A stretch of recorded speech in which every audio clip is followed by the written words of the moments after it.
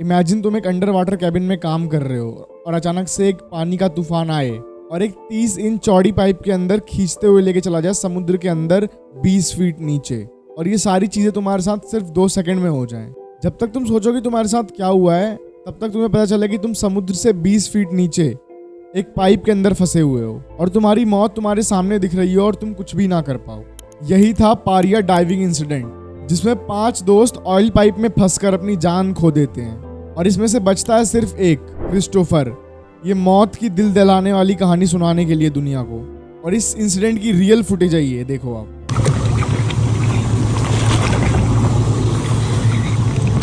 और यह है इन लोगों की रियल आवाज जब ये लोग पाइप से हेल्प हेल्प चिल्ला रहे थे।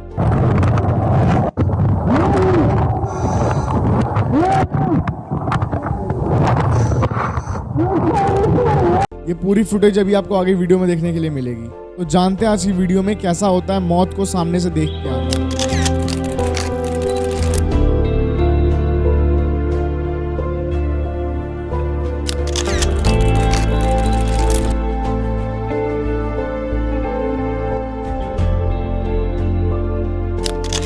दिन था 25 फरवरी 2022।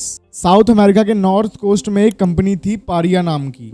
5 दोस्त, ऋषि, क्रिस्टोफर, कासिम, यूसुफ और फैजल, ये उसी कंपनी में ऑयल पाइप्स की सफाई का काम करते थे। 25 तारीख को ये 5 दोस्त एक ऐसी पाइप को साफ करने जाते हैं जो बहुत टाइम से खुली नहीं थी। ये असल में 2 पॉइंट होते हैं जहाँ पे ऑयल रिफाइनिंग का प्रोसेस चलता है। ये एक यू शेप की पाइप थी जिसके एक कोने से शिप कच्चा क्रूड ऑयल डालती थी और दूसरे कोने पे जहाँ पे ये 5 दोस्त थे वहां से ये तेल आगे जाता था रिफाइनरी के पास, जहाँ ये पेट्रोल डीजल वगैरह में कन्वर्ट होता था। ये सेकंड पाइप पानी में होता है जहाँ से तेल आता है। तो एक डिवाइस होता है छोटे कमरे के साइज का जिसका नाम होता है हैबिटेट। ये पाइप के ऊपर लगाया जाता है ताकि जब लोग पाइप के ऊपर काम करें तो उन्हें थोड़ी खाली जगह मिल पाए। और इसी पाइप के ऊपर एक ब्लॉकर होता है जिससे जो हाइड्रोकार्बन है वो क्रूड ऑयल से उड़ ना जाए। हाइड्रोकार्बन असल में क्रूड ऑयल में बहुत इंपॉर्टेंट रोल निभाता है। बिना हाइड्रोकार्बन के तेल बन ही नहीं सकता, इसलिए इस कैप को लगाया जाता है ताकि क्रूड ऑयल से ये हाइड्रोकार्बन ना उड़े।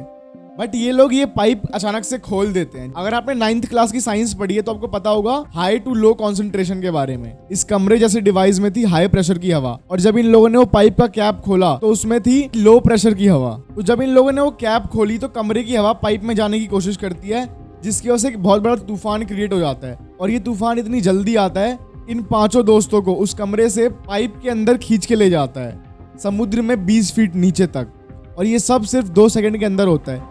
ये लोग सोच भी नहीं पाते, उससे पहले ये लोग 20 फीट नीचे होते हैं समुद्र के। अब ये लोग समुद्र में बहुत दूर आ चुके होते हैं। उस तूफान की वजह से ये लोग समुद्र में 120 फीट दूर तक पहुंच जाते हैं, लेकिन नीचे जाके पाइप सीधी होने की वजह से ये लोग एक जगह पे आके रुक जाते हैं। और यहाँ तक आते आते पानी का प्रेशर इतना ज्यादा था कि उनमें से कितनों की हड्डियां टूट जाती है और कितनों को बहुत सीरियस चोट आ जाती है। वो लोग अब ज्यादा देर तक उस पाइप के अंदर नहीं रह सकते थे। वो लोग डिसाइड करते हैं कि हम लोग जहाँ से आए हैं हम लोग उसी रास्ते से दोबारा जाएंगे। बट अंधेरा इतना ज्यादा था कि उन्हें ढंग से कुछ दिखाई ही नहीं दे रहा था।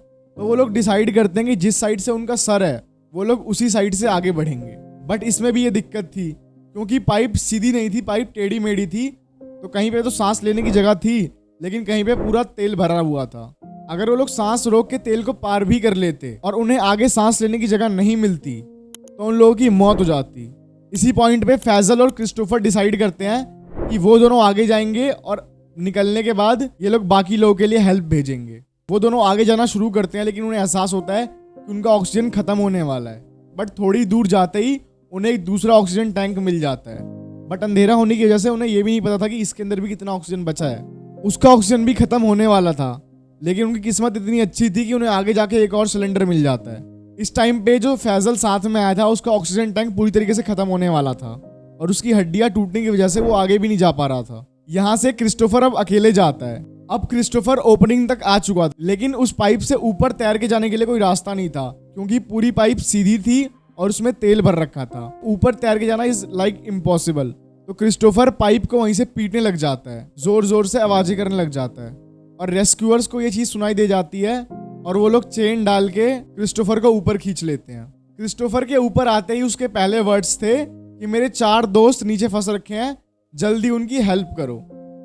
कंपनी के रेस्क्यूअर्स नीचे जाने वाले थे लेकिन कंपनी वालों ने उन्हें परमिशन नहीं दी क्योंकि कंपनी के पास उतने बड़े सिलेंडर टैंक ही नहीं थे कहीं पता चलता कि रेस्क्यूअर्स भी नीचे जाते और नीचे जाके उनका भी ऑक्सीजन खत्म हो जाता और ये लोग भी भगवान को प्यारे हो जाते। तो रेस्क्यूअर्स पाइप को ठोक ठोक के चेक कर रहे थे कि असल में उन लोगों की लोकेशन कहाँ पे है, वो लोग पाइप में किस जगह पे फंस रखे हैं।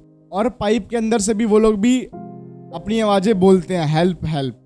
ये रही असली आवाज जो लोग उस टाइम पे निकालते हैं पाइप के अंदर से।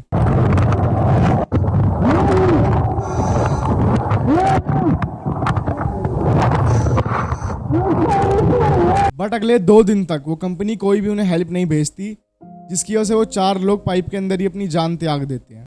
इतनी बड़ी कंपनी की लापरवाही की वजह से उनके 4 एम्प्लॉयज की जान चली गई और आज की डेट तक भी कंपनी पर कोई एक्शन नहीं लिया गया इस चीज को लेके। और जो लोग उस पाइप के अंदर मरे थे उनकी फैमिली को कंपनसेशन के नाम पे 1 रुपया तक नहीं दिया गया। वीडियो पसंद आई तो लाइक कर सकते हो, चैनल पर नए हो तो सब्सक्राइब भी कर सकते हो और मेरी बाकी वीडियोस भी चेकआउट कर सकते हो। मिलते हैं अगली वीडियो में, जब तक के लिए जय हिंद, जय भारत।